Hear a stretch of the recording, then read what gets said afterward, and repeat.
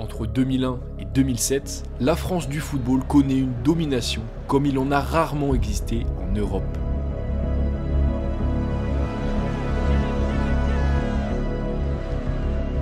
Mené d'une main de maître par son président Jean-Michel Aulas, l'Olympique lyonnais a en effet mis en place une dynastie que personne ne semble pouvoir stopper, avec 7 Ligue 1 remportées consécutivement. Mais une équipe, pourtant en difficulté au début des années 2000, va finalement mettre fin à cette dictature footballistique, Bordeaux. C'est magnifique! Oh, c'est superbe!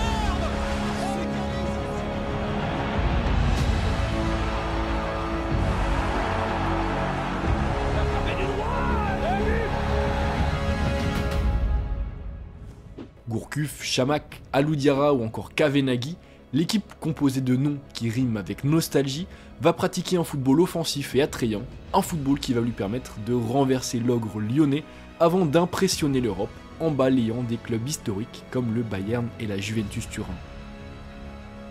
Alors comment Bordeaux a réussi ce double exploit alors que l'équipe jouait le maintien 4 ans plus tôt? Retour dans cette vidéo sur une période complètement folle pour les Bordelais, c'est parti générique.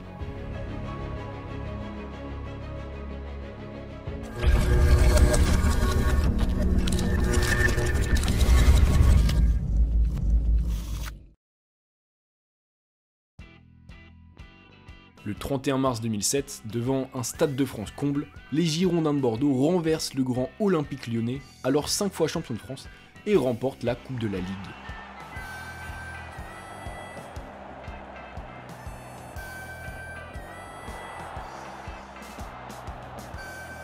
Après un début des années 2000 compliqué pour le club, avec notamment une 15e place en 2005, ce titre vient couronner 2 saisons réussies pour Bordeaux. Car grâce à ce sacre, les Girondins décrochent une 2e qualification consécutive pour la Ligue des Champions, un an seulement après avoir terminé dauphin de l'ogre lyonnais en Ligue 1. Et le succès progressif du club racheté en 1999 par le groupe M6 ne va pas s'arrêter là. En effet, malgré le pari de faire venir l'inexpérimenté Laurent Blanc sur le banc la saison suivante, la saison 2007-2008, eh bien les Bleus et Blancs vont à nouveau terminer 2e de Ligue 1, encore une fois derrière Lyon. Fort d'une stratégie de développement claire, cohérente et constante, et une parfaite collaboration entre le président Jean-Louis Triot et ses actionnaires, le club sait où il va et ne finit alors qu'à 4 petits points du sextuple champion de France, l'Olympique lyonnais. Cette très bonne saison et cette 2e place en Ligue 1 vont justifier et légitimer l'arrivée de Laurent Blanc comme coach, le nouvel entraîneur ayant dès son arrivée mis en place un projet de jeu clair, basé autour de l'enthousiasme et du plaisir. Si bien donc qu'après une première saison réussie sous Laurent Blanc, la saison suivante, la saison 2008-2009, va être pour l'équipe celle de tous les possibles. Car malgré le départ à la retraite de l'excellent Joan Micoud, après d'ailleurs une saison décevante, les Girondins se sont considérablement renforcés offensivement, avec les arrivées de Yoann Gouffran, mais aussi et surtout de Yoann Gourcuff. Celui qu'on surnommait le nouveau Zidane avant son départ de Rennes sort de 2 saisons décevantes au Milan AC, mais son arrivée à Bordeaux en prêt avec option d'achat va s'avérer être un pari plus que payant pour le club girondin, en tout cas à moyen terme. Car malgré une victoire au tir au but lors du Trophée des Champions, les Girondins vont connaître un début de saison en dents de scie. Battu par Paris, Lille et Lyon et tenu en échec par l'OM, Bordeaux pointe en effet au soir de la 15e journée à une décevante 6e place. Si la solidité défensive est l'une des forces de l'équipe, Bordeaux au contraire sous-performe offensivement au vu des actions créées, ce qui plombe très largement son bilan en Ligue 1, mais aussi sur la scène européenne, où les hommes de Laurent Blanc sont battus par la Roma et Chelsea, et ne s'imposent que sur la plus petite démarche face au très faible Cluj. Mais au soir du 21 décembre 2008, un déclic offensif va avoir lieu pour les Girondins. Menés 3-0 par l'AS Monaco à l'heure de jeu, les Bleus et Blancs vont contre toute attente renverser la rencontre pour s'imposer 4-3.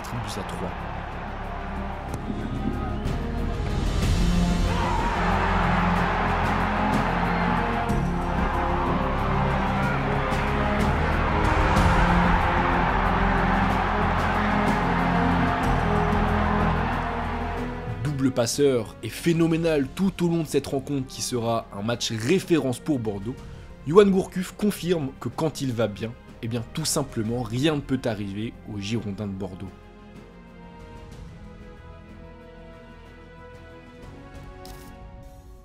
Électron libre à la pointe du losange bordelais, l'ancien Milanais va en effet, à l'image de ce match, réaliser une saison hors du temps, bien aidé, il faut le dire, par le trio parfaitement complémentaire qui réside derrière lui, Alou Diarra, Fernando, Wendel.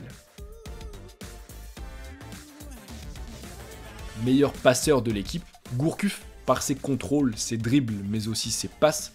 Deuxième après la victoire face à Monaco, les Bordelais vont ensuite terrasser le Paris Saint-Germain 4-0 en championnat, puis 3-0 en demi-finale de la Coupe de la Ligue.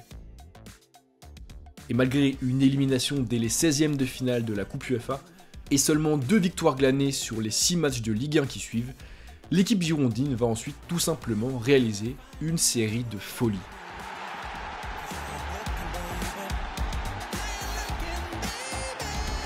Nice, Lyon, Rennes ou encore Monaco, Bordeaux terrasse tous ses adversaires et enchaîne 11 victoires consécutives en championnat.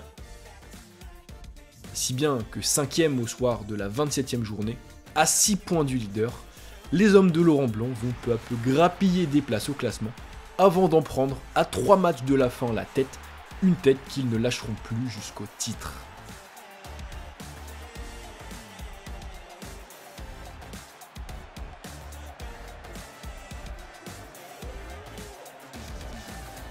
Les Bordelais mettent ainsi un terme à une dynastie lyonnaise qui semblait pourtant intouchable, un véritable exploit qui vient couronner une saison extraordinaire pour Laurent Blanc et les siens.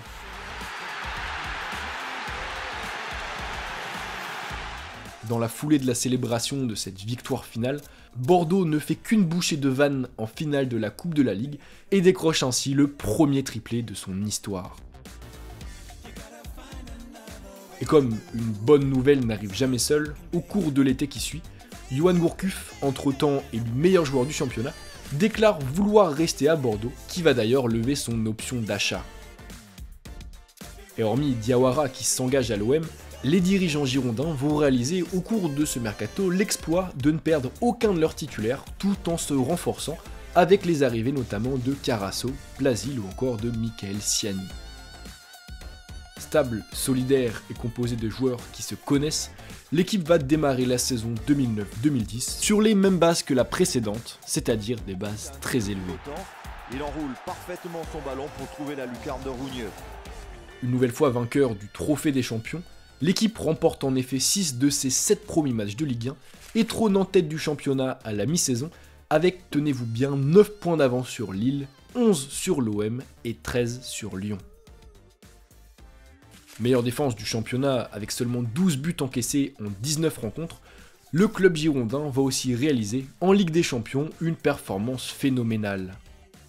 Dans une poule de la mort, les Bordelais tiennent en effet en échec la Juventus Turin pour leur premier match, puis battent le Maccabi Haïfa 1-0 avant de recevoir le grand Bayern Munich.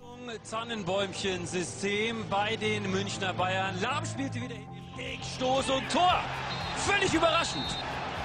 Et menés 1-0, les Girondins renversent la vapeur et décrochent dans un match fou un succès 2-1 face à des Bavarois qu'ils affrontent et battent à nouveau moins de 15 jours plus tard grâce à des buts de Yoann Gourcuff et de Chamakh.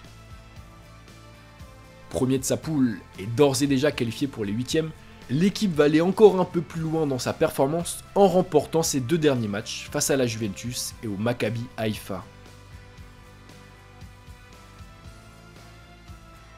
Avec 16 points glanés sur 18 possibles, Bordeaux est alors la meilleure équipe d'Europe, ou en tout cas celle qui a le plus performé lors de cette phase de poule de la Ligue des Champions, impressionnant un monde du football qui ne la connaissait alors que trop peu.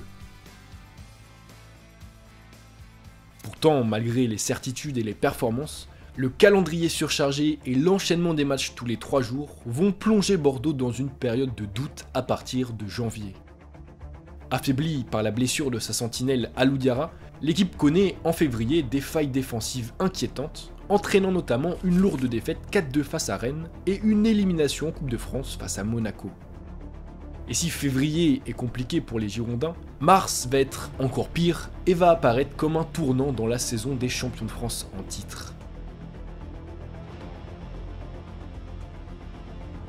En perte de vitesse et beaucoup moins réaliste offensivement, les Girondins ne prennent en effet que 5 points sur leurs 4 matchs de Ligue 1 au cours du mois, avant de jouer 2 rencontres qui vont être décisives pour leur futur.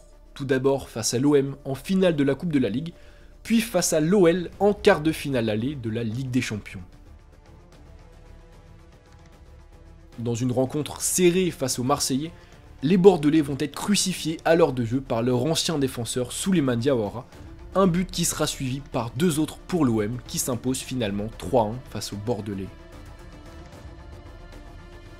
Et 3 jours plus tard, c'est sur un très grand Hugo Lloris, bien aidé d'ailleurs par ses montants, que l'équipe bordelaise va à nouveau chuter sur le même score, voyant son rêve de demi-finale européenne s'éloigner, un rêve qui va finalement être définitivement enterré après le match retour, pourtant remporté 1-0 par Chamakh et les siens.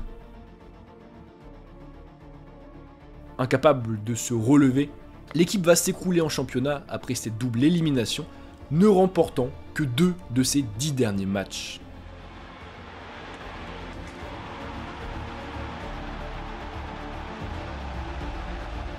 Un bilan catastrophique, un bilan surtout qui va être le symbole de la fin déjà de l'âge d'or bordelais. Car avec une 6ème place non qualificative pour l'Europe à l'issue de la saison, l'équipe va en effet voir 3 de ses piliers la quitter. Laurent Blanc qui rejoint l'équipe de France, Chamakh qui s'engage avec Arsenal et enfin Yoann Gourcuff qui signe avec l'OL.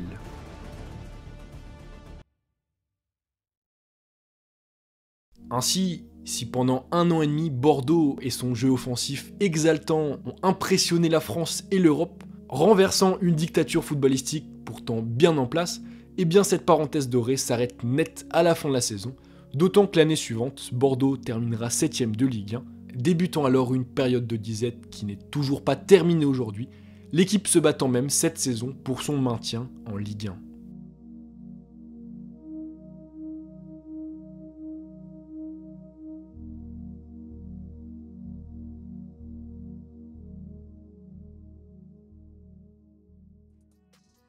Et donc voilà l'équipe, c'est déjà la fin de ce reportage sur les Girondins de Bordeaux, sur leur âge d'or.